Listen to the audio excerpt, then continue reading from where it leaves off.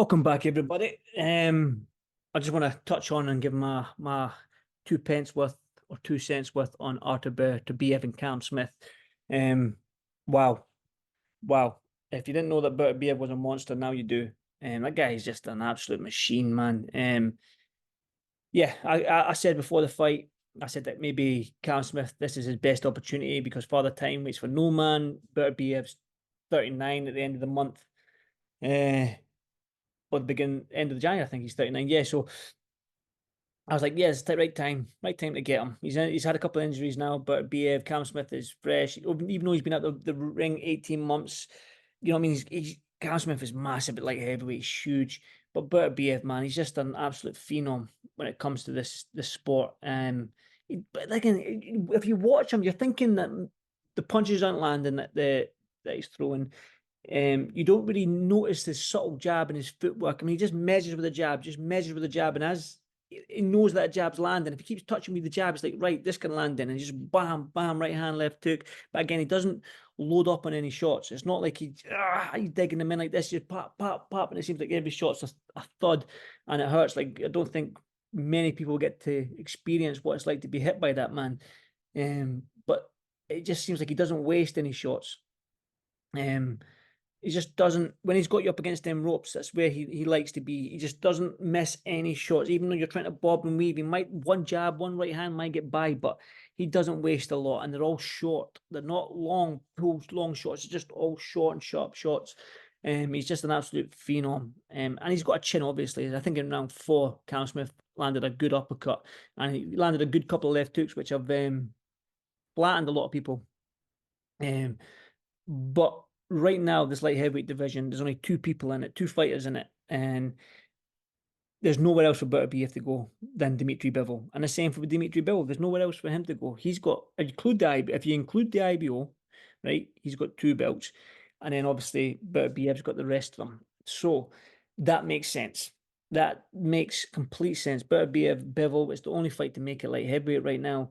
And it's a fight we all want to see. We need to see it. We really, really do. And I think that when you look at BIVOL and the way he fights and the Anthony Yarde fight, the thing with Anthony Yarde, he had such success against BIVOL was he's got good angles, Yarde. He's got good feet as well. He can change his angles and he come back with shots from different angles rather than being on the centre line and trying to throw from the centre. But Yarde, sorry, would come off and throw angles and show you different shots, same as Dmitry BIVOL. Might not have the angles, but he's in, out with his feet. He won't stay static. Do you know what I mean? He doesn't stay static, and he's one of them fighters, again, that he doesn't waste a lot of punches. Do you know what I mean? A lot of punches don't miss. Even though he might be hitting guard, he's still straight down the pipe and landing, same as BETERBIEV. Could BIVOL put a dent in BETERBIEV? I don't think so. I think BETERBIEV's got a great chin, and I don't think that BIVOL can hurt BETERBIEV. But clearly BETERBIEV can hurt BIVOL. So it's just a case of stoppage win for BETERBIEV, 12-round decision for BIVOL. That's how I see it. And like I say to you, it seems like the only way to beat BIVOL might be the angles and the feet, footwork, rather than more so footwork. If you can get backed up against them ropes and not stay there, and I know it's easier said than done, but try and show different angles. As soon as your back touches the ropes, spin off. Do you know what I mean? And just pot shot. And that's what BIVOL can do. He's got a great jab, BIVOL, and he can keep you at range with that jab.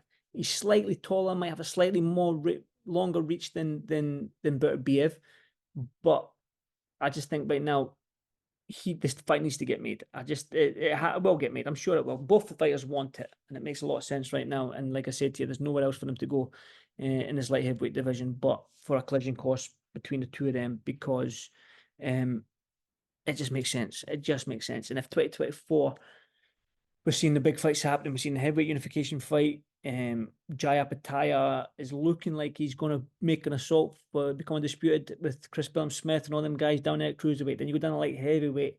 We've got them guys looking to make an Undisputed fight. I think more emphasis needs to be put on the Undisputed fight because we need to know who the #1 guy in the division is. And BIVOL, for me, and BETERBIEV is just a cracking fight. It's just 2 clash of styles, 2 totally different styles.